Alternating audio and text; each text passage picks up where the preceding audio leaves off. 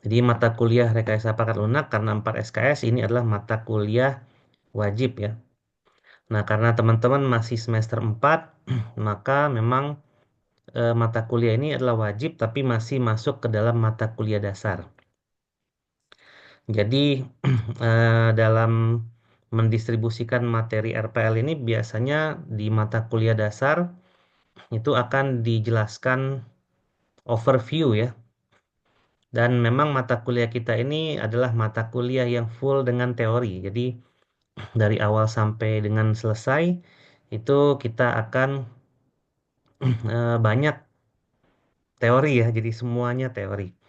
Nah, karena kita seminggu 2 kali, maka pertemuan yang akan kita hadiri di mata kuliah ini adalah sebanyak 28 pertemuan ya.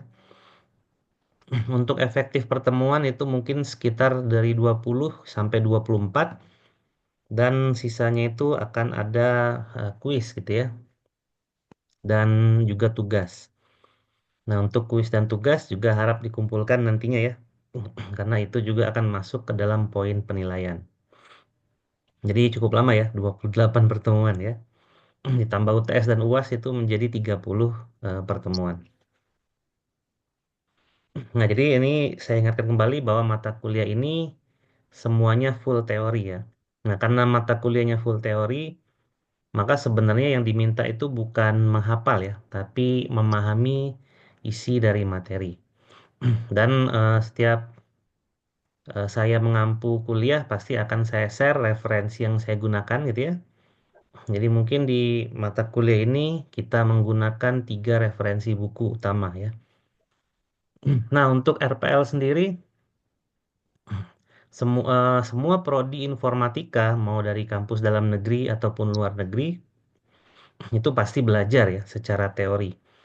Dan referensi yang saya gunakan juga itu tidak hanya di informatika Unjani saja, gitu ya, dipelajari. Bahkan di kampus yang lain juga mempelajari buku yang sering dipakai ini, gitu ya. Jadi buku utama kita adalah bukunya Roger Pressman dan bukunya satu lagi Eric Braud sama Ian Somerville ya. Jadi ada 3. Nanti saya akan share bukunya. Ya harapan saya teman-teman juga dapat sambil membaca ya buku itu karena memang buku itu isinya bagus ya. Karena pendekatannya ini bukan sekedar teori, yang digunakan itu adalah yang practitioner approach atau pendekatan praktisi gitu ya. Jadi dalam materi RPL kita menggunakan buku itu, di mana buku itu sebenarnya tidak hanya isinya adalah teori saja ya, tapi teori yang sudah disesuaikan dengan praktek gitu ya. Jadi buku Roger Pressman ini menselaraskan antara teori dan praktek ya ketika kita ingin menjadi seorang software engineer ya seorang software engineer yang nanti akan menjadi problem solver bagi bisnis atau bagi eh, pembuat perangkat lunak gitu ya nantinya. Nah, itu yang akan di-highlight pada materi ini gitu ya. Mudah-mudahan baca ya. Sama seperti kelas yang lain ya saya minta membaca, ya harapannya sih baca ya, jangan sampai kayak statistik kemarin gitu ya. Bukunya cuma satu tapi tidak dibaca gitu ya. Nah, kalau ini kita menggunakan 3 buku dan kalau memang teman-teman interest di bidang informatika itu buku sangat menarik sebenarnya ya. Dan menambah knowledge dan value kita juga gitu ya karena kita harus sadari bahwa ketika kita lulus nanti yang menjadi sarjana komputer itu bukan cuma kita aja ya. Banyak dari kampus lain yang menjadi sarjana komputer yang nanti akan bersaing ketika sudah lulus ya. Dan kalau tidak salah semester depan yaitu semester 5 itu sudah masuk ke tahun ketiga ya, di mana mata kuliah yang akan dipelajari itu bukan mata kuliah dasar lagi ya, tapi udah mata kuliah keahlian. Makanya nanti teman-teman akan memilih 2 bidang keahlian ya. Kita punya KBK, DSE, dan AIG. Dimana kalau saya sendiri di sini sebagai ketua dari KBK DSE ya. Kalau yang ingin ke AIG itu ketua KBK-nya adalah Pak Ridwan Ilyas ya. Jadi perlu dipahami antara kedua KBK itu, dan tentu saja nanti sebelum perwalian biasanya kita akan ada sosialisasi ya terhadap keilmuan yang akan teman-teman dapatkan ya di dalam informatika Unjani ini. Tapi pilihan kita cuma ada dua itu ya. Jadi bagi teman-teman yang ternyata berminatnya ke cyber security, ya mungkin mohon maaf dulu tidak ada di kita gitu ya. Tidak ada spesifik ya secara detail membahas itu. Atau teman-teman yang berminat ke jaringan komputer dan sistem komputer itu di kita tidak ada juga gitu ya. Nah, di Informatika Unjan ini menawarkan dua pendekatan kurikulum utama. Yang pertama computer science ya, yang kedua adalah rekayasa perangkat lunak gitu ya. Dan di kedua KBK itu ada computer science-nya dan ada rekayasa perangkat lunaknya gitu ya. Kalau di DSE itu computer science-nya ada di data science dan rekayasa perangkat lunaknya ada di software engineer. Kalau di AIG itu computer science-nya ada di AI dan software development-nya atau perangkat lunaknya ada di game gitu ya. Nah, jadi itu adalah dua pilihan yang teman-teman bisa pilih sesuai dengan teman-teman itu fokusnya mau di mana. Dan dari pemilihan itu 2 tahun ini ya dalam sampai semester 4 kita sudah belajar tentang dasar ya perkuliahan di informatika Unjani gitu ya. Baik, kita langsung masuk aja di awal perkuliahan. Nah, sama seperti mata kuliah yang lain ya. Jadi, mengapa kita harus belajar gitu ya? Belajar mata kuliah ini karena tadi saya sudah mention juga bahwa RPL ini sebenarnya mata kuliah dasar ya untuk jurusan atau prodi informatika yang ada di dunia ini gitu ya. Jadi kemanapun teman-teman berada, ngambil jurusan informatika atau teknik komputer atau teknologi informasi atau sistem informasi atau apapun yang berkaitan dengan computing kurikula ya, jadi kurikulum berbasis computing, maka RPL ini adalah mata kuliah wajib ya, dasar. Nah, karena mata kuliah ini wajib dasar, maka nilainya tidak boleh dapat D ya. Kalau dari undang-undang yang berlaku, D itu masih boleh 10% dari total SKS. Tapi untuk mata kuliah dasar wajib itu nggak boleh gitu ya. Nah, di kita juga ada beberapa mata kuliah itu yang tidak boleh dapat D gitu ya. Kalau E itu semua mata kuliah nggak boleh gitu ya. Tapi kalau D itu ada mata kuliah yang 4 SKS terutama misalnya kayak matematika diskrit gitu ya, basis data, algoritma dan pemrograman, RPL dan lain-lain itu wajib minimal nilainya C gitu ya. Nah, jadi ini memang mata kuliahnya tadi adalah teori ya. Teori di sini bukan diminta untuk menghafal ya, tapi memahami ya dari serangkaian rekayasa perangkat lunak yang akan kita pelajari. Nah, oleh karena itu kita memiliki tiga tujuan utama ya apabila teman-teman mampu mengikuti mata kuliah ini sehingga lulus dengan nilai yang cukup gitu ya. Jadi yang pertama tujuannya agar teman-teman bisa mengetahui dan memahami mengenai perangkat lunak secara menyeluruh. Jadi kita di mata kuliah RPL ini karena 4 SKS ya, maka kita akan membahas yang namanya perangkat lunak gitu ya. Literally dari A sampai Z gitu ya. Jadi dari awal sampai dengan akhir kita akan membahas perangkat lunak secara teori gitu ya. Di mana teori ini jangan khawatir ya, teorinya bukan hanya teori aja, tapi memang ini adalah teori yang sudah disinkronisasi dengan practices atau dengan prakteknya gitu ya. Sehingga kalau misalnya di luar sana kita temukan ada praktek yang menyimpang dari teori yang kita pelajari di sini, itu dapat dipastikan prakteknya yang salah gitu ya, bukan teorinya yang salah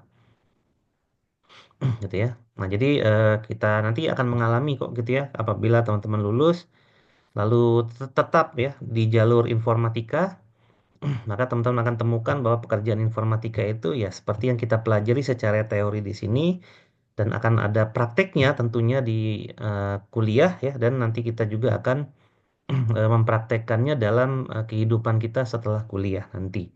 Ya dalam karir kita misalnya gitu ya di dunia informatika dengan relasi kita ya dengan relasi dari dalam negeri ataupun luar negeri, ya rekan kerja, klien dan lain-lain gitu ya. Jadi mengetahui dan memahami mengenai perangkat lunak secara menyeluruh. Jadi beneran menyeluruh nantinya, ya. Mulai dari definisi gitu ya. Misalnya apa itu perangkat lunak gitu ya. Lalu ada beberapa prinsip dalam mengelola perangkat lunak, membuat perangkat lunak gitu ya.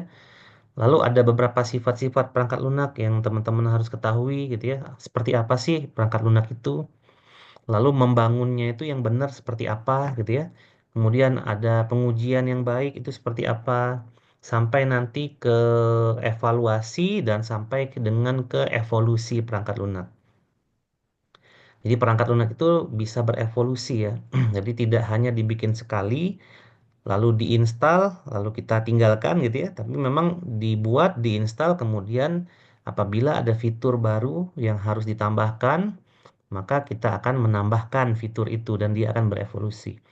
Nah, berevolusi dari perangkat lunak pun ada caranya gitu ya, ada langkah-langkahnya yang harus kita pahami. Lalu yang kita harus ketahui juga apabila langkah-langkah tersebut ternyata tidak kita lakukan, berarti ada resiko-resiko gitu ya terkait perangkat lunak yang bisa saja terjadi pada perangkat lunak yang kita buat nantinya, gitu ya. Nah, jadi kita mengetahui garis besarnya. Jadi RPL ini membahas garis besar ya dari proses development perangkat lunak mulai dari awal gitu ya. Perangkat lunak itu direncanakan gitu ya, mulai dari planning, kemudian di develop gitu ya, dibuat sampai di maintenance, sampai ke fase production dan sampai dia akan berevolusi menjadi perangkat lunak yang dapat mengikuti teknologi yang sampai saat ini gitu ya. Nah, kita belajar teorinya. Nah, namun untuk tiap-tiap bagian praktek ya dalam rekayasa perangkat lunak ini saya rasa teman-teman sudah mendapatkan itu ya. Misalnya nanti di requirement sama desain itu kan ada di mata kuliah APPL gitu ya. Itu teknik ya, technically bikin desain perangkat lunak dan lain-lain.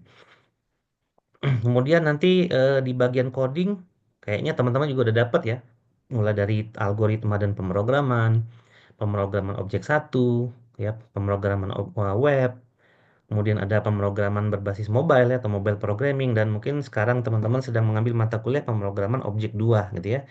Itu adalah technically ya, coding. Tapi teori codingnya nanti akan kita bahas di sini gitu ya, di pertemuan yang di tengah-tengah nanti.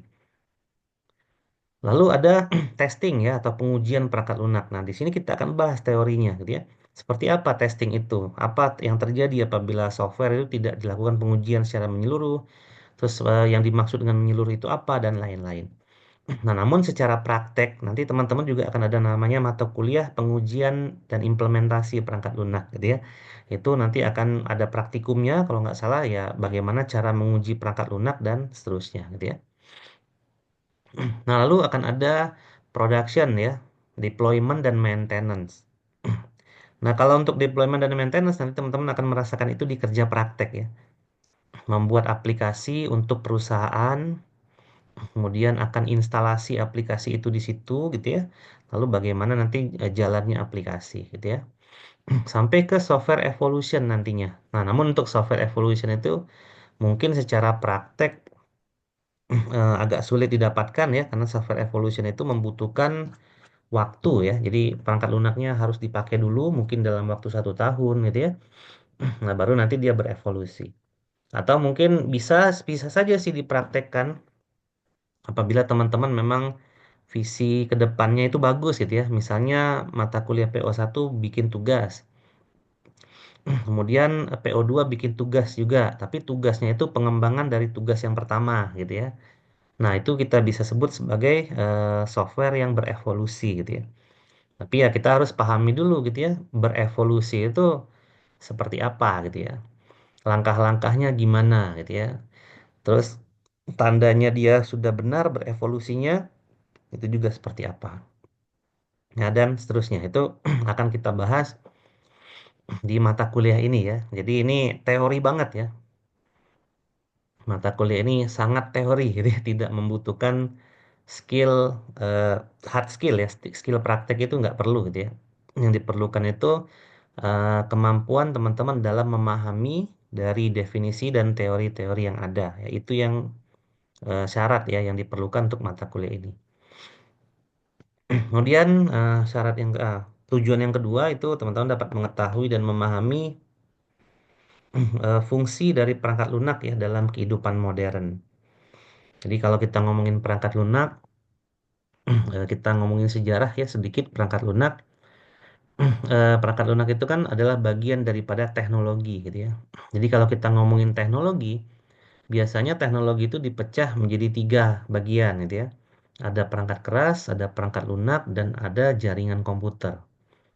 Nah, untuk perangkat keras sendiri makin kesini ya, yang berkembang gitu ya, dari perangkat keras itu adalah ukurannya yang semakin kecil ya.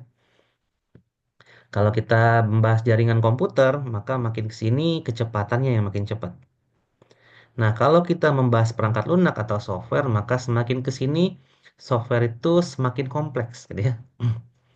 Nah, kompleks di sini dilihat dari dua sudut pandang, dari sisi pembangunan atau development dan dari sisi operasional atau penggunaan, gitu ya. Jadi perangkat lunak sekarang membangunnya itu kompleks ya. Ada berbagai macam library, gitu ya, berbagai macam plugin, berbagai macam framework yang kita pakai untuk membangun itu.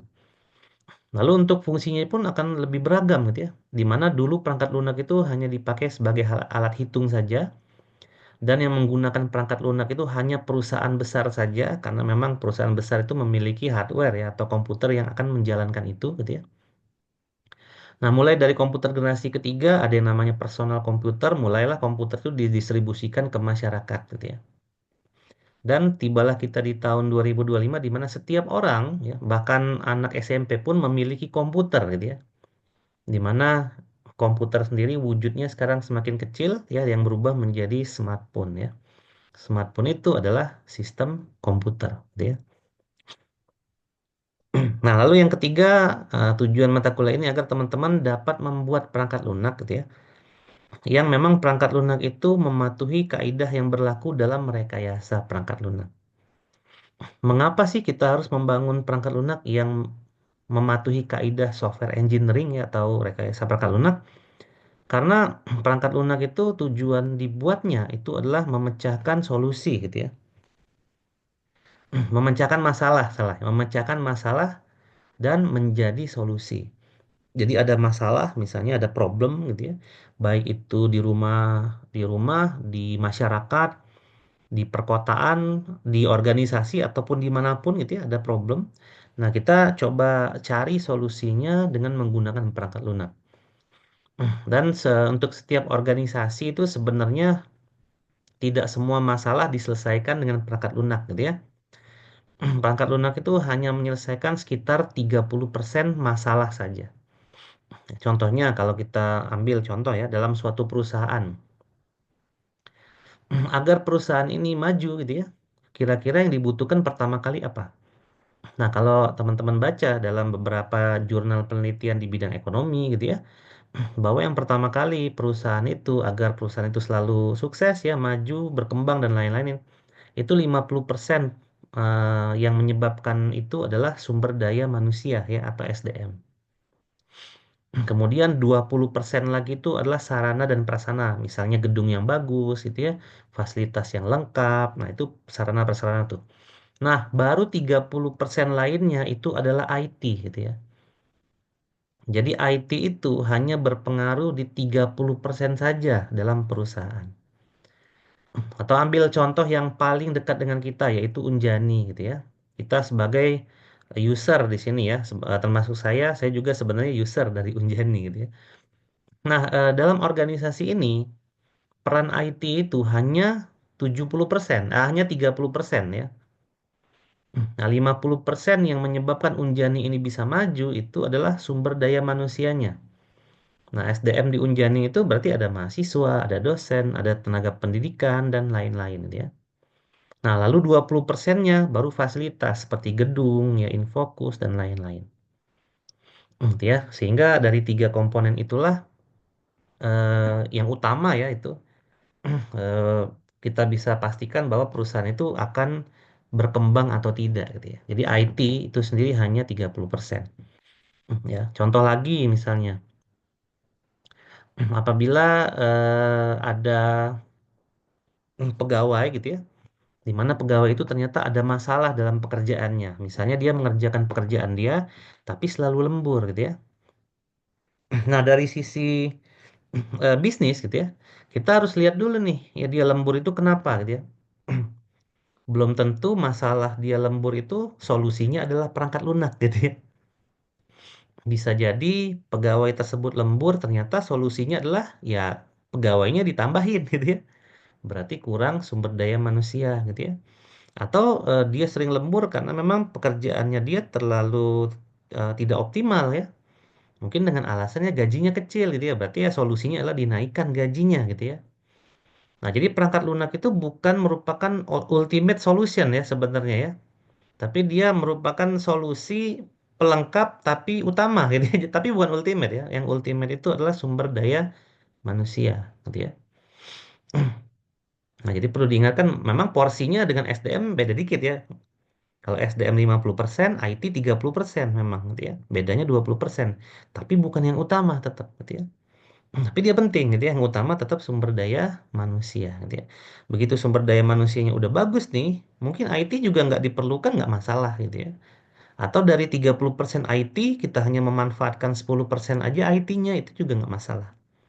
Asal capaian dari sumber daya manusianya itu bisa tercapai gitu ya. Nah, itu yang perlu kita ingat ya, di tujuan nomor 3 ini. Jadi, mengapa kita harus membuat perangkat lunak yang mematuhi kaidah yang berlaku pada rekayasa perangkat lunak agar perangkat lunak yang kita buat itu memang tepat gitu ya. Jangan sampai kita bikin perangkat lunak udah capek-capek gitu ya, lalu biayanya besar tapi ujung-ujungnya nggak kepake gitu ya. Mau perangkat lunak itu canggih, mau high tech gitu ya, harga developmentnya mahal, apabila dia tidak dipakai, maka ya sudah gitu ya. Perangkat lunak itu akan ditinggalkan ya, akan dilupakan. Sementara posisi kita sebagai developer itu akan rugi jadinya. Ya rugi waktu, rugi tenaga, rugi uang gitu ya dan seterusnya gitu ya. Nah, apakah kesalahan ini hanya terjadi pada kita saja? Kita ini ibaratnya newbie ya atau indie gitu ya di bidang IT? Tidak, gitu ya. Kesalahan-kesalahan dalam membangun perangkat lunak ini juga sering terjadi pada perusahaan besar. Ya, misalnya kita ambil contoh yang paling besar, Google gitu ya. Apakah Google pernah membuat kesalahan dalam membangun perangkat lunak? Ya, tentu pernah gitu ya. Google dulu pernah ada platform cloud gaming gitu ya. Namanya saya lupa gitu ya. Nah, baru berjalan 1 tahun, akhirnya platformnya ditutup ya karena orang tidak menggunakan itu gitu ya. Terus yang kita gunakan sekarang adalah dulu dulu tuh ada yang namanya Google Talk ya, aplikasi chattingnya Google. Kemudian berubah menjadi Google Hangout ya. Dia berevolusi tuh ya, jadi Google Hangout. Tapi makin ke sini itu kayaknya udah ditinggalin gitu ya. Sehingga itu juga bisa dikatakan produk perangkat lunak yang gagal gitu ya. Lalu Google juga banyak kok membuat aplikasi yang pada gagal gitu ya. Terus dulu ada yang namanya sosial media itu juga ada gitu ya yang gagal. Seperti MySpace ya, seperti Facebook dan lain-lain. Ya itu juga gagal gitu ya. Ya bukan Facebook apa? Friendster ya. Itu juga gagal. Terus macam-macam lah gitu ya. Kalau kita ngomongin game juga banyak yang gagal gitu ya. Ada game yang biaya pembuatannya itu jutaan dolar gitu ya.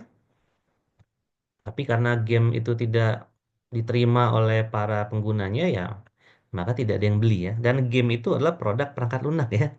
Jadi game itu juga adalah perangkat lunak gitu ya. Dan game yang dibuat itu berasal dari developer yang terkenal juga gitu ya. Jadi kesalahan dalam membangun perangkat lunak ini gitu ya, yang tidak mematuhi kaidah rekayasa perangkat lunak itu banyak juga kok yang gagal ya. Nanti kita akan lihat ya di dalam pertemuan keempat atau kelima seperti apa statistik kegagalan dari pembangunan perangkat lunak. Jadi sudah pernah dihimpun ya datanya bahwa 90% lebih perangkat lunak itu berhasil diciptakan, jadi berhasil diciptakan, tapi tidak pernah sama sekali digunakan ya. Jadi itu 90% dari jumlah perangkat lunak yang ada di dunia ini gitu ya. Nah, yang kita pakai sekarang misalnya Facebook, Instagram, lalu Zoom ini ya salah satunya, lalu ada Microsoft PowerPoint, Microsoft Word, dan lain-lain, itu hanyalah 10% kurangnya saja dari perangkat lunak yang pernah diciptakan di dunia ini. Karena 10% itulah yang kita pakai sekarang gitu ya. Dan 90% lainnya itu nggak pernah kita pakai. Tapi sudah jadi gitu ya. Dia sudah ada, sudah jadi, tapi dia tidak pernah digunakan gitu ya. Nah, dan itu memang benar-benar nyata terjadi ya. Nah, kita nanti akan coba membahas itu di perkuliahan ini. Nah, di sini ada aturan perkuliahan karena kita hybrid ya, ada offline dan ada online-nya. Jadi aturan perkuliahannya ya seperti biasa ya, menggunakan standar panduan akademik Unjani tahun 2023 ya, yang teman-teman bisa download di situsnya BAA. Ada beberapa tambahan mungkin dari saya di sini. Yang pertama ya, kita membuat grup WhatsApp ya, agar kita mudah dalam berkoordinasi gitu ya. Kemudian untuk yang offline, apabila ada keterlambatan, maksimal mungkin di 15 menit saja gitu ya. Kemudian untuk yang offline, berpakaian rapi, sopan pakai sepatu. Kalau untuk online bisa santai aja gitu ya, karena di rumah masing-masing. Kalau online sih sebaiknya mengaktifkan kamera gitu ya. Ataupun online pun terbagi dua ya. Kalau sekarang kita melakukan ini secara sinkronus, mungkin ke depannya kita akan lebih banyak menggunakan asinkronus ya. Jadi itu masih diperbolehkan karena masih bisa hybrid. Nah, karena kita 28 pertemuan ya, maka syarat administrasi kehadiran itu adalah 6 dari 28 pertemuan. Dan apabila teman-teman memenuhi ini, maka ada presentasi nilai kehadiran ya, nanti yang saya akan fullkan nilainya gitu ya. Nah, bagi teman-teman yang sakit, izin atau alfa itu tidak perlu menghubungi saya gitu ya, selama masih masuk ke dalam 6 pertemuan ini gitu ya. Dan jangan lupa juga untuk absen ya. Kalau offline bisa menggunakan sheet itu ya, kalau online itu bisa menggunakan absen online biasa ya di e-learning.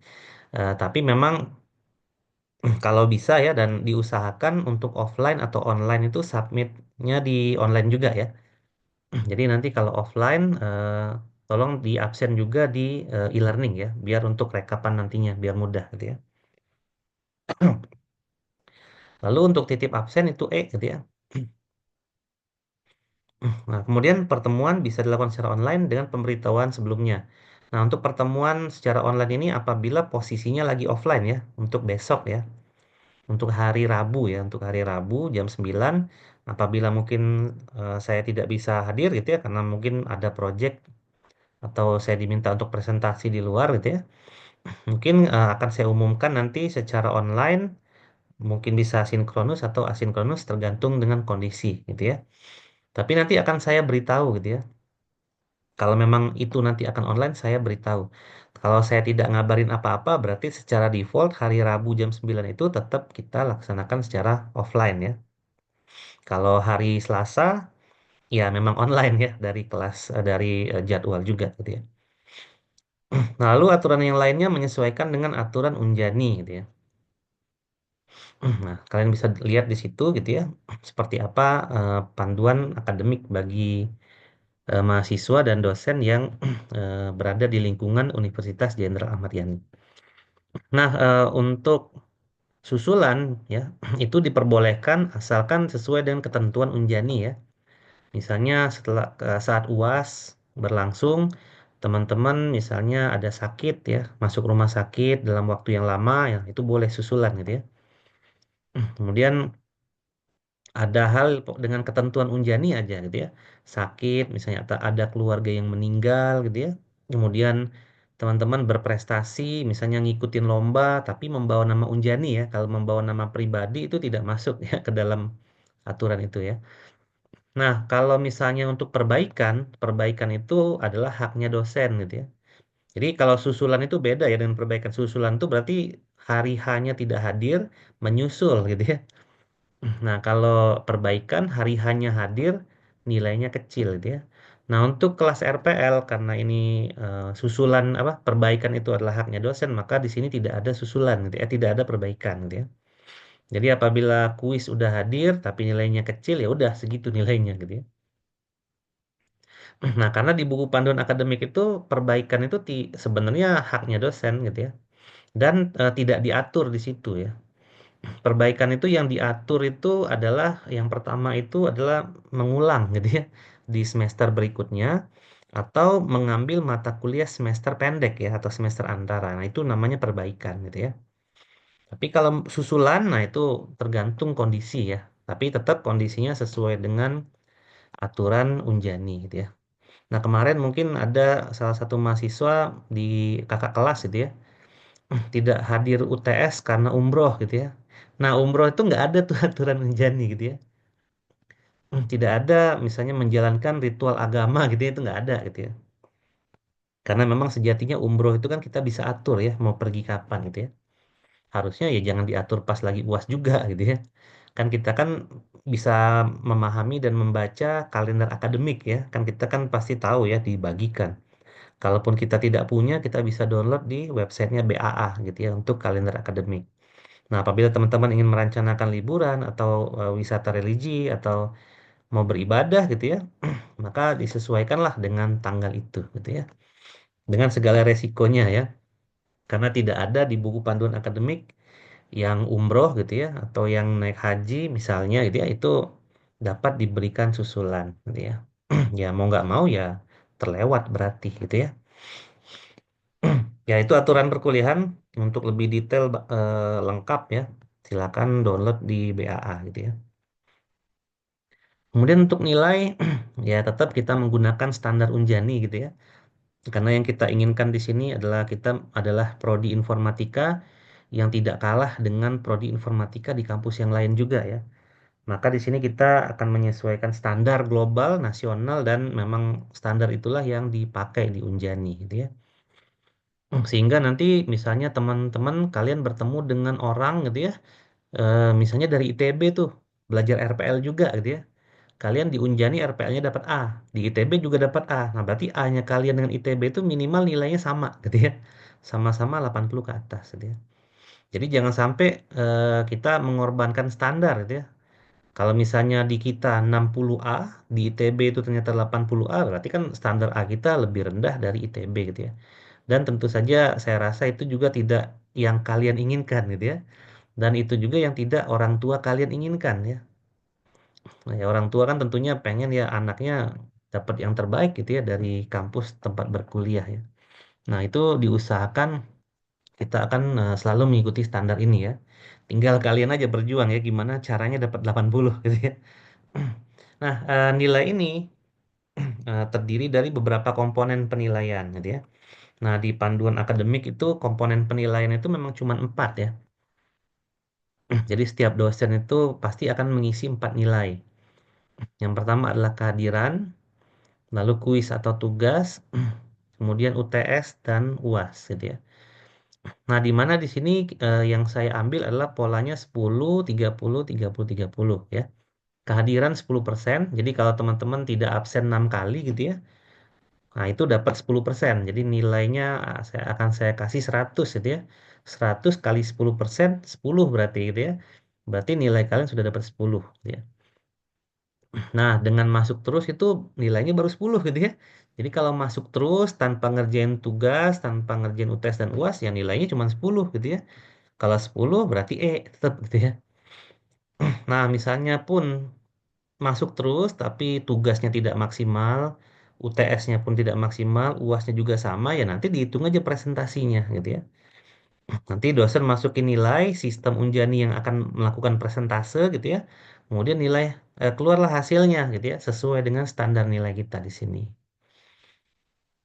Ya jadi teman-teman silakan mengatur strategi sendiri ya, bagaimana cara belajar, cara kuliah yang benar gitu ya, dan coba juga dibaca buku panduan akademik ya, di mana di situ dijelaskan semua, misalnya apa yang dimaksud dengan SKS ya, biar teman-teman paham ya. Jadi satu SKS itu sebenarnya terdiri dari 3 bagian kan gitu ya. Di mana ada waktunya adalah 50 menit. Tapi karena dibagi tiga berarti 50 menit kali tiga itu makna satu SKS gitu ya. 50 menit belajar di kelas, 50 menit belajar komprehensif atau belajar kelompok, dan 50 menit lagi belajar mandiri. Itu adalah esensi daripada satu SKS. Ya. Nah, kenapa praktikum satu SKS 3 jam? Ya memang gitu ya. Jadi 50 menit tadi digabungkan menjadi satu gitu ya. Jadi 250 gitu ya. Jadi 150 menit ya, 2 jam setengah gitu ya. Kan praktikum satu SKS kan. Tapi kenapa satu SKS 2 jam setengah gitu ya? Karena memang 50 kali 3 gitu ya. Jadi di praktikum sebenarnya kalian boleh belajar kelompok, boleh nanya gitu ya. Lalu belajar mandiri juga dan itu terjadinya di kelas praktikum ya, belajar di kelas juga gitu ya. Nah, kalau di RPL, kalau RPL itu 4 kelas, itu memang 4 SKS, itu sejatinya memang 4 SKS kita belajar di kelas ya, melalui Zoom atau platform apapun itu. Lalu 4 jam atau 4 kali 50 belajar kelompok, berdiskusi gitu ya dengan dosen atau dengan teman kalian gitu ya.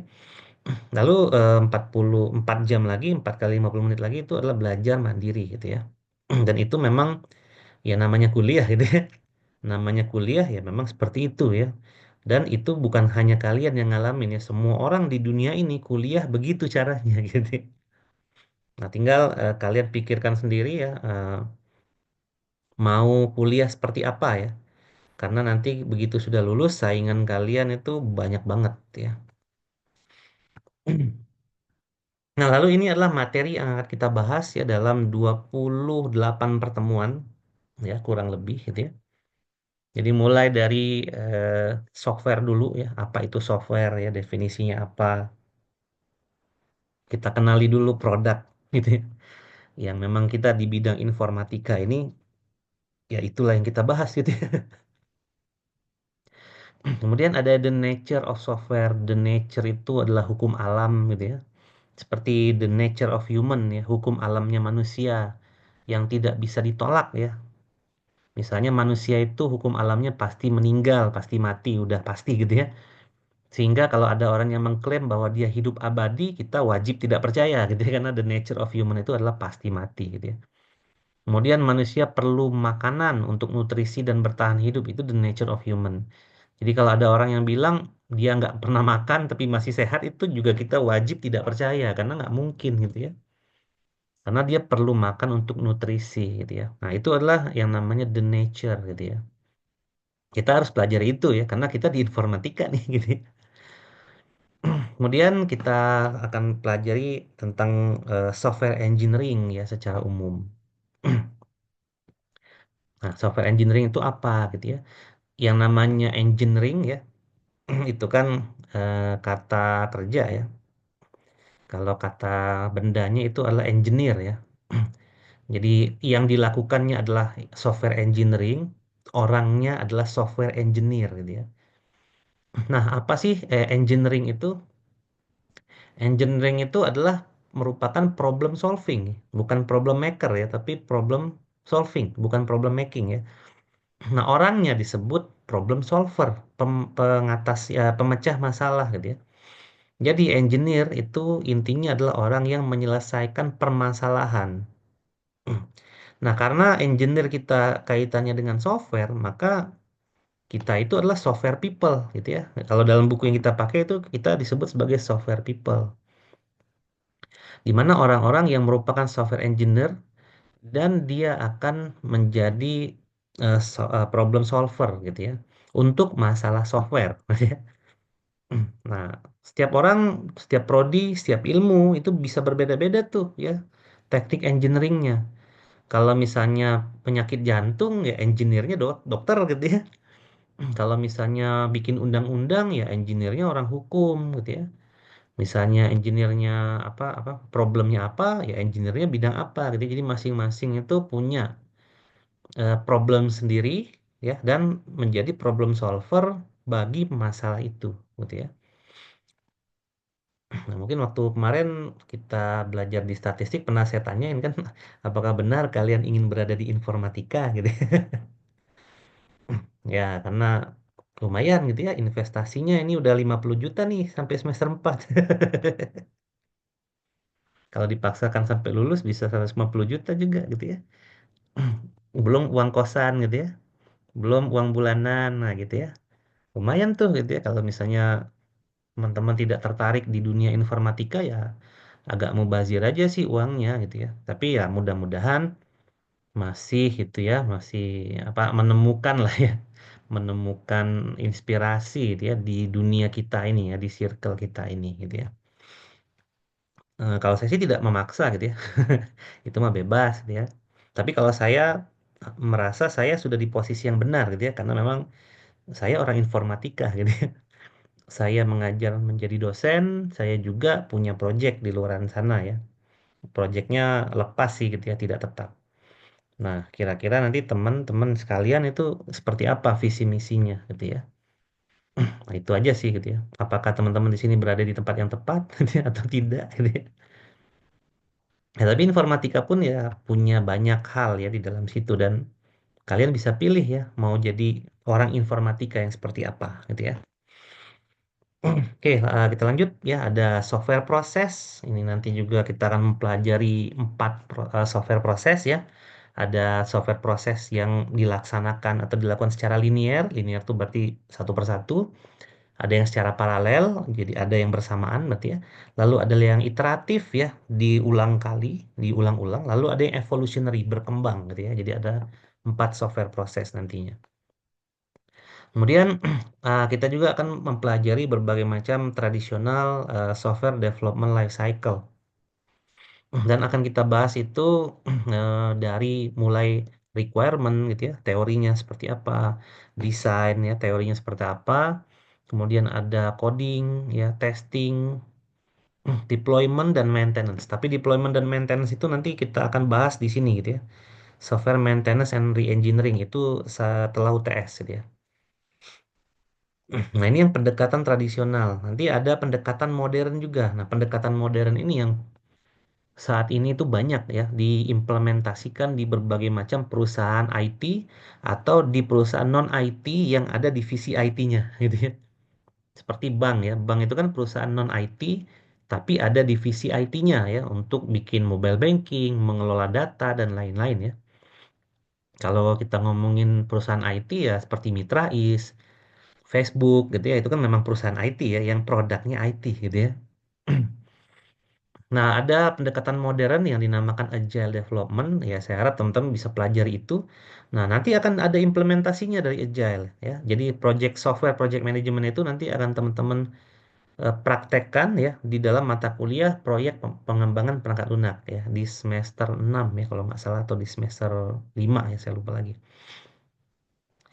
Nah, salah satu pendekatan modern agile yang kita pakai itu adalah Scrum. Karena Scrum ini di Indonesia terutama gitu ya. Dan di beberapa daerah Asia Tenggara itu menggunakan Scrum ya dalam memanage project gitu ya. Nah, kemudian kita akan lanjut ke software engineering dokumen. Kita akan membahas berbagai macam dokumen, dokumentasi ya yang diperlukan dalam pengembangan perangkat lunak gitu ya. Nah, ini ada beberapa pertemuan lah ini ya. Ini poin-poin utamanya, tapi dibagi menjadi beberapa pertemuan. Seperti yang ini aja dari analisis ke testing itu udah ada 4 pertemuan gitu ya. Analisis, desain, coding sama testing gitu ya. Nah, habis itu di sini kita UTS. Setelah UTS kita lanjut ke proses metrik dan produk metrik. Ya, itu kita ngomongin seperti apa cara mengukur ya perangkat lunak. Apa sih yang diukur? Misalnya harganya ya. Kita mau bangun perangkat lunak nih, kira-kira harganya berapa? Cost-nya berapa? Kemudian berapa orang yang kita butuhkan, stakeholdernya berapa gitu ya. Software developernya, software testernya ada berapa. Kemudian waktu yang kita butuhkan dalam membangun itu seperti apa dan lain-lain gitu ya. Lalu kita juga bisa menghitung seberapa kompleks perangkat lunak kita gitu ya dalam materi proses metrik dan produk metrik ini. Lalu ada project management software. Nah, di sini kita akan membahas 4 hal gitu ya. Dikenal sebagai 4P ya atau 4P ya. Yang pertama adalah people, yang kedua adalah project, yang ketiga proses, dan yang keempat produk gitu ya. Nah, people itu selalu diletakkan di bagian awal gitu ya. Karena yang menentukan keberhasilan dari development project ini adalah people gitu ya. Penentu terbesarnya adalah orang atau manusia yang terlibat dalam rekayasa perangkat lunak ini, gitu ya. Jadi people akan dibahas, gitu ya. Nah, tidak sampai di situ, kita akan membahas people lebih detail lagi. Jadi, people itu ada etiknya, ada etikanya, ada ilmu atau skill apapun yang dia butuhkan, gitu ya. Itu di materi human aspect for software engineering. Jadi, human aspect itu nanti di atas ya posisinya, ini bukan di bawah ya, ini di atas di sini nanti.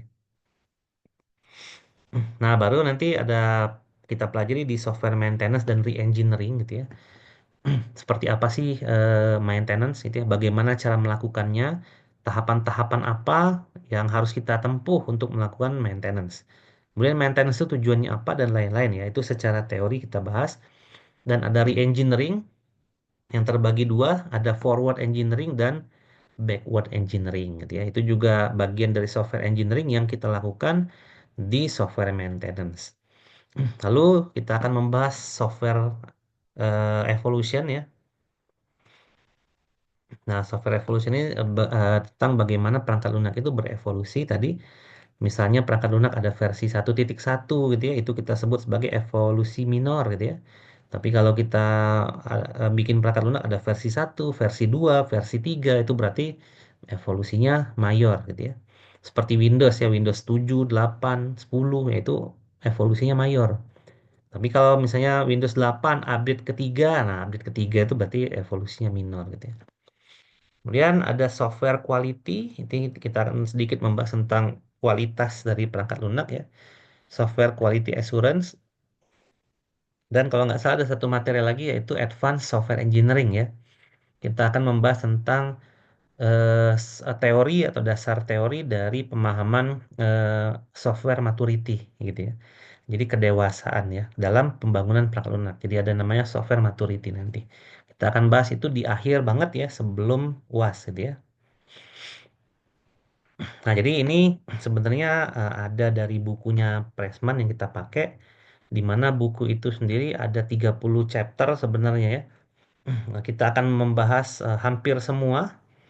Ya, ada pun beberapa chapter yang digabung jadi satu, kita bahas secara singkat gitu ya di dalam kelas ataupun menggunakan media online gitu ya. Jadi ini adalah materi yang akan kita bahas nantinya. Ya, jadi ini literally perangkat lunak yang kita bahas dari definisi software, pembangunan software, memanage software, advanced topic, dan seterusnya ya. Dan masing-masing itu nanti akan teman-teman jalankan prakteknya di Informatika Unjani ya, itu sampai dengan ke software quality. Software quality ada kok mata kuliahnya, tapi itu khusus DSE ya. Kalau teman-teman yang ngambil AIG itu nanti tidak akan ada mata kuliah itu. Gitu. Nah, ini referensi yang kita akan gunakan. Ada Roger Pressman ya. Ini buku terakhirnya edisi ke-9. Ini belum saya update. Dari kemarin lupa saya update gitu ya. Nah, ini pendekatannya practitioner approach ya. Pendekatan praktisi. Jadi teori yang ada di buku ini itu sudah sejalan dengan praktek yang terjadi di lapangan gitu ya. Jadi buku yang kita baca ini tidak hanya ngomongin teori aja ya. Jadi bukan apa? Buku ini tidak membahas teorinya di kiri, prakteknya di kanan gitu ya.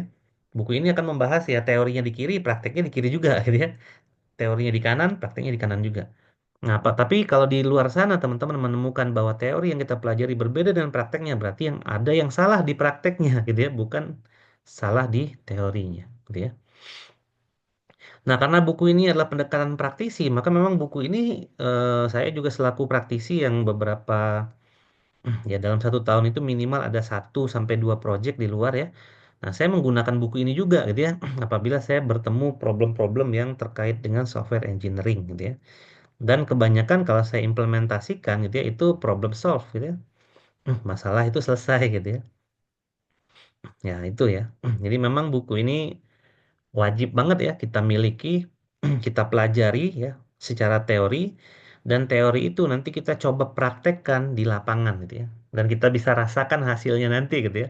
Bahwa apa yang terjadi di lapangan begitu kita terapkan ternyata memang secara teori itu memang tepat gitu ya. Lalu ada bukunya Ian Sommerville, ini edisi ke-10 ya. Ini ada 2 buku ini sudah saya ikuti dari saya kuliah dulu. Saya kuliah itu dulu edisi ketiga ya, sekarang Pressman edisi ke-9. Ian Sommerville pun dulu edisinya edisi kedua waktu saya kuliah, sekarang udah edisi 10. Dan isinya memang berbeda ya. Kalau edisi 3 dengan edisi 10 udah pasti yang dibahasnya berbeda. Ya, kalian bisa coba download ya edisi 10, lalu kalian edisi 8 atau 9 ya di sini ya. Lalu kalian bandingkan dengan edisi ketiga dari Pressman, itu pasti isinya beda banget ya. Ada beberapa teori yang mungkin sudah outdated ya, ketinggalan zaman, lalu diupdate lah di buku yang terbaru ini. Tapi ada pun teori yang memang dari dulu sampai sekarang itu tetap diterapkan gitu ya dalam software engineering. Ya, lalu ada buku terakhir, ini buku pelengkap aja sih ya, Eric Braud, Software Engineering Modern Approach, pendekatan modern ya, edisi 2. Nah, kalau buku ini saya tidak pernah baca waktu zaman kuliah ya, bacanya baru waktu jadi dosen sekarang-sekarang ya. Nah, sebenarnya inti dari tiga buku ini sama aja gitu ya, kalau kita baca semua. Ya, walaupun ada beberapa perbedaan dari pendapat ya dari buku ini, tapi ketika kita pelajari lagi tujuannya sama gitu ya, mirip-mirip gitu ya. Tidak ada yang kontradiktif gitu ya. Ya, ada yang kontradiktif tapi nggak banyak ya, minor aja kontradiktifnya. Dan itu biasa gitu ya. Jadi dalam dunia pendidikan, apabila terjadi kontradiktif itu biasa gitu ya. Namun memang yang harus dipertegas itu adalah alasan gitu ya. Kenapa itu kontradiktif gitu ya. Yang penting itu alasannya. Tapi kalau kontradiktif tidak ada alasan ya itu berarti subjektif ya dan itu tidak bisa diterima gitu ya. Tapi kalau kalian interest nih ya di bidang software engineering ya, entah itu nanti mau jadi programmer setelah lulus, mau jadi iOS developer, PHP developer, atau apapun lah yang berkaitan dengan software engineering ya. Ini buku udah pasti udah menjadi kitab suci gitu ya. Jadi bagi kita gitu ya di area ini gitu ya. Ya, walaupun isinya memang teori semua, tapi jangan khawatir ini teori yang tadi sudah disesuaikan dengan praktek ya di dalam kenyataannya gitu ya. Oke, seperti ini mungkin ya perkenalan kita dan kontrak mata kuliah. Sebelum saya tutup, mungkin saya akan nge-share ini dulu gitu ya. Bentar, saya coba share ini. Siapa tahu gitu ya. Teman-teman ada bayangan gitu ya. Nah, gitu ya. Nah, ini biasanya ini adalah salary guide ya. Salary guide. Ini Salary Guide Indonesia tahun 2024 yang dikeluarkan oleh Persol Kelly. Jadi Persol Kelly ini adalah organisasi internasional gitu ya, di mana mereka sering mengeluarkan report ya. Tapi report mereka tuh khusus membahas salary gitu ya. Nah, yang kita akan bahas nih adalah yang Indonesia 2024. Yang 2025 belum keluar ya. Dia itu biasanya ngeluarin per Juni gitu ya kalau nggak salah. Tapi jangan dibandingkan dengan di luar negeri ya. Pasti lebih jauh, lebih tinggi gitu ya. Nanti hashtagnya kabur aja dulu gitu ya. Nah, ini adalah jadi kalau teman-teman berminat karir ya di dunia IT, teman-teman bisa perkirakan kira-kira saya akan mendapatkan salary-nya berapa sih gitu ya, dengan pengalaman berapa tahun gitu ya. Memang tidak semua perusahaan ya, tapi mayoritas perusahaan gitu ya. Jadi kalau kita mencari pekerjaan pun kita harus mencari pekerjaan di tempat yang tepat gitu ya. Jangan asal diterima aja ya, tentu saja ya. Karena nantinya kan teman-teman akan menjadi seorang sarjana komputer di sini gitu ya. Nah, di Persol Kelly ini tidak hanya membahas salary di bidang IT saja, tapi dia juga membahas pekerjaan di bidang banking and finance gitu ya. Tapi kalau kalian informatika, lupakan banking and finance ya. Kalian pasti kalah sama orang ekonomi ya, tentu gitu ya. Misalnya orang ekonomi udah belajar buku besar, udah belajar transaksi luar negeri dan lain-lain. Kalian kan nggak belajar itu gitu ya. Jadi kalau kalian akan ngejar karir di bidang banking and finance, ya berarti prodinya jangan informatika gitu ya, tapi ekonomi, akuntansi gitu ya. Atau ngambil bisnis gitu ya sekalian. Karena kalau kalian bersaing dengan orang-orang yang berada di area itu, saya yakin 80-90% kita akan kalah saing. Karena apa? Mereka paham ya, circle mereka itu mereka memahami lingkupnya mereka. Kita enggak gitu ya. Kita dianggap sebagai anomali gitu ya. Orang luar tapi pengen coba masuk ke situ. Udah pasti 80-90% kita akan kalah gitu ya. Lalu ada customer goods and service, ini juga sama gitu ya. Kita pasti akan kalah kalau bersaing dengan orang-orang yang berada di area ini karena kita tidak punya ilmunya sekali lagi. Selain tidak punya ilmu, kita tidak punya pengalamannya, gitu ya. Begitu pula orang dari banking and finance mau ke high tech itu pasti mereka yang kalah, gitu ya. Karena mereka tidak coding, gitu ya. Mereka tidak belajar RPL, mereka tidak belajar AI. Udah otomatis mereka kalau masuk ke area high tech, mereka ya perlu kerja keras, gitu ya, untuk bisa masuk ke situ, gitu ya. Kemudian ada engineering. Engineering ini kebanyakan sipil ya, teknik sipil, teknik mesin ya. Lalu ada life science, ada native Japanese. Nah, kalau kita di informatika, kita fokusnya di yang high tech ya. Ini adalah circle-nya kita gitu ya. Ini adalah pengembangan karir kita setelah lulus kuliah. Ini karir ini pengertiannya luas ya. Teman-teman bisa menjadi pengusaha di bidang IT ataupun bisa bekerja di bidang IT. Ya, itu bisa apapun ya. Tapi karirnya tetap berada di area IT agar apa? Agar investasinya nggak bodong gitu ya. Oke, kita coba lihat nih di high tech nih ya. Ini mungkin bisa membuat teman-teman berminat gitu ya, tetap di informatika gitu ya. High tech ya. Kita ambil yang information technology ya. Nah, kita bisa lihat di sini ini ada kualifikasi ya minimal S1. Ini ada experience year ya, pengalaman tahun ya. Ini adalah minimum salary dan ini adalah maksimum salary gitu ya. Nah, kita baca, nanti teman-teman bisa download ya. Teman-teman bisa download di Google, cari aja Perso Kelly Salary Guide Indonesia 2024. Nanti akan ada PDF-nya gitu ya. Nah, kita lihat yang pekerjaan yang umum aja ya. Misalnya kita lihat di sini ada API developer. Nah, nanti teman-teman akan belajar implementasi perangkat lunak. Ya, belajar JSON, belajar NoSQL, dan lain-lain. Dengan minimal lulusan S1, dengan pengalaman bekerja 3 tahun, maka salary-nya antara 8 sampai dengan 15 juta gitu ya per bulan. Ya tentu saja ya tetap harus ada experience ya, nggak mungkin no experience. Kemudian ada beberapa yang mungkin kita bisa lihat lagi di sini yang umum ya. Di sini ada full stack software developer. Nah, itu ya. Di sini dengan experience 5 tahun, gajinya bisa sampai di 12 sampai 16 juta. Artinya begitu teman-teman experience-nya udah 5 tahun, terus teman-teman memutuskan untuk naik karirnya, ya pindah ke perusahaan lain yang lebih bonafit, misalnya diminta negosiasi gaji, nanti teman-teman bisa tahu ya gajinya itu berapa kira-kira ya. Jangan terlalu rendah, jangan juga terlalu tinggi ya. Karena kalau terlalu tinggi nanti perusahaan nggak bisa bayar, terlalu rendah kita yang kasihan gitu ya. Terlalu rendah dari umumnya orang dapat gitu ya. Nah, kalau ada yang tertarik di IT manager, ini masih lama ya, 10 tahun ya, itu nanti ya.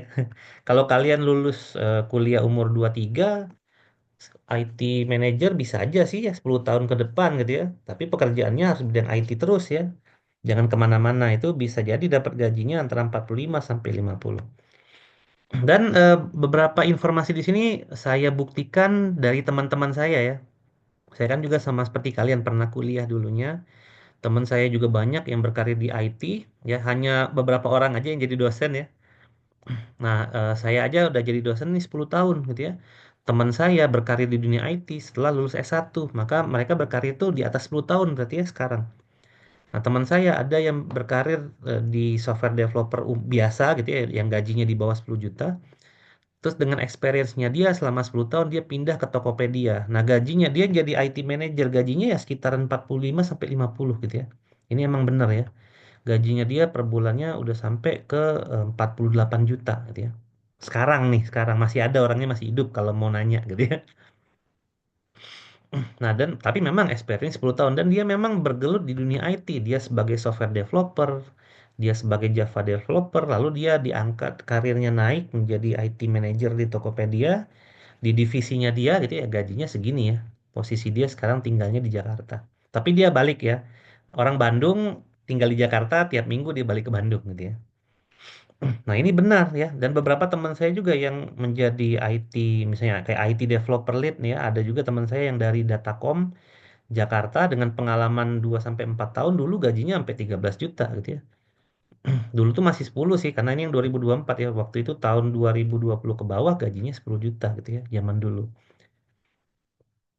Nah, kalau kalian jago Java, ini ada nih ya Java developer ya, ada dua. Yang paling atas itu pengalamannya 18 sampai 8 sampai 10 tahun. Yang paling bawah itu pengalamannya 1 sampai 5 tahun. Nah, Java developer kalau pengalamannya 1 sampai 5 tahun itu grade gajinya antara 12 sampai 28. Teman saya juga ada nih yang jadi Java developer di Indosat sekarang. Gajinya berapa? Segini kok gitu ya. Sekitaran 35 juta gajinya dengan experience 8 sampai 10 tahun gitu ya. Tapi dia memang Java developer dari lulus kuliah karena dia asisten lab dulu ya bareng saya. Memang suka dengan Java, akhirnya dia ngulik Java gitu ya, hanya belajar Java aja gitu ya. Sehingga menjadi Java developer dia pindah-pindah ya kerjanya dan akhirnya dapatnya di Indosat ya sebagai Java developer ya dengan rate gaji segini gitu ya. Nah, yang paling simpel itu junior programmer ya, bahasa pemrogramannya apapun gitu ya. Dengan kualifikasi S1, pengalaman 1 tahun itu gajinya setidaknya 6 sampai 8 juta gitu ya. Kalau saya bisa sarankan 1 tahun ini kan tidak lama ya dan teman-teman masih semester 4. Nah, kalau teman-teman mau kalian bisa intern di perusahaan IT, misalnya menjadi intern di perusahaan IT mana gitu ya. Ambil aja setahun gitu ya sebagai junior programmer untuk mengambil pengalaman setahun ini. Jadi pas sudah lulus, kalian udah punya pengalaman 1 tahun, ngelamar ke perusahaan, ya lebih dianggap ya karena punya pengalaman kerja dan negosiasi gajinya bisa di antara ini gitu ya. Saran aja gitu ya, karena waktu saya kuliah dulu saya sambil proyekan juga ya, sambil jadi programmer juga gitu ya. Karena saya kuliah memang dari D3, ya banyak prakteknya, lalu S1 dan S2 gitu ya. Jadi saya 3 kali kuliah. Ini yang paling simpel ya, yang paling basic ya, dasar lah. Kalau udah lulus ngapain? Junior programmer, Java programmer gitu ya, IT support ya. Ini juga ada nih experience 1 tahun. Dan banyak lagi ya, ada PHP Tech Lead, tapi ini memang pengalamannya 5 tahun ya, gajinya juga lumayan ya, antara 15 sampai 20. 5 tahun ini kalau kita umur panjang ya pasti terwujud sih gitu ya, 5 tahun, cuma 5 tahun doang gitu ya. Kalau udah lulus gaji 6 juta, biasanya kalau belum ada pengalaman masih under 6 ya, masih 3 atau 4. Tapi kalau tadi teman-teman udah dapat pengalaman 1 juta bisa 6 sampai 8 gitu ya. Terus kalau yang suka mobile programming bisa di React Native belajar gitu ya. Karena memang React Native ini lagi diperlukan banget di Indonesia, makanya dengan experience 1 sampai 2 tahun pun gajinya ya lumayan ya, antara 10 sampai 11. Cuman tidak semua perusahaan ada React Native developer, hanya perusahaan besar saja biasanya. Tapi kalau kita masuk kan asik tuh gitu ya. Terus ada banyak nih ya. Ini senior semua ya pengalamannya pastilah ya yang besar lama ya. Terus ada banyak nih ya, ada sistem engineer, tapi ini sistem engineer agak susah ya karena main hardware. Nah, ada software engineer juga, problem solver ya, pengalaman 2 tahun minimal gaji misal 8 sampai 20 gitu ya. Yang lebih umum lagi software developer, ini bahasa pemrogramannya bebas dan posisinya belum tentu programmer gitu ya, bisa jadi sistem analis dan lain-lain dengan pengalaman 2 sampai 5 tahun, salary-nya sekitar 10 sampai 18 gitu ya. Dan masih banyak lagi ya, teman-teman bisa download sendiri, teman-teman bisa lihat ya. Dan teman-teman bisa proyeksikan di informatika ini setelah lulus mau ngapain gitu ya. Mau berkarir di dunia IT, tapi karirnya mau seperti apa? Mau bekerja ataupun mau membuat perusahaan IT sendiri misalnya gitu ya. Dan dengan ini adalah dasar yang ini banyak kok HRD itu make kisaran ini kok biasanya untuk menentukan salary. Kalau perusahaannya perusahaan yang bagus dan bonafit biasanya mereka eh, standar gajinya tinggi ya daripada perusahaan yang ke bawah, yang menengah ke bawah gitu ya. Jadi kalau mau kerja jangan tanggung-tanggung, ngelamarnya ke Indosat ya, ke Telkomsel ya. Saingannya banyak pasti, udah pasti gitu ya. Saingannya nggak cuma Unjani aja, pasti dari ITB di situ, dari UI di situ gitu ya. Ya itu tinggal gimana kalian aja gitu ya, dapat menghadapi persaingan itu. Nah ini bisa kalian download ya, mudah-mudahan gitu ya. Kalian bisa lanjut gitu ya di dunia informatika ini. Tapi kalau memang tidak lanjut, ya sudah gitu ya.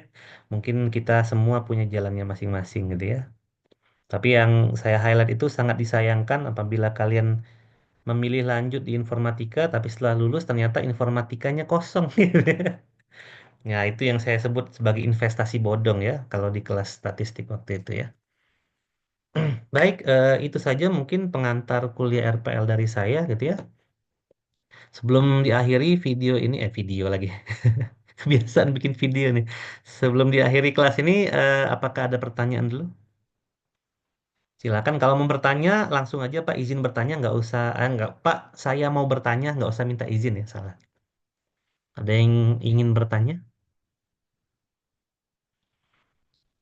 Ayo, masih ada waktu untuk memproyeksikan masa depan ya. Sampai lulus itu kalian ada waktu 2,5 tahun lagi. Dan itu singkat ya. Itu sangat singkat. Covid aja nggak berasa kan 2 tahun kan. Padahal nggak ngapa-ngapain.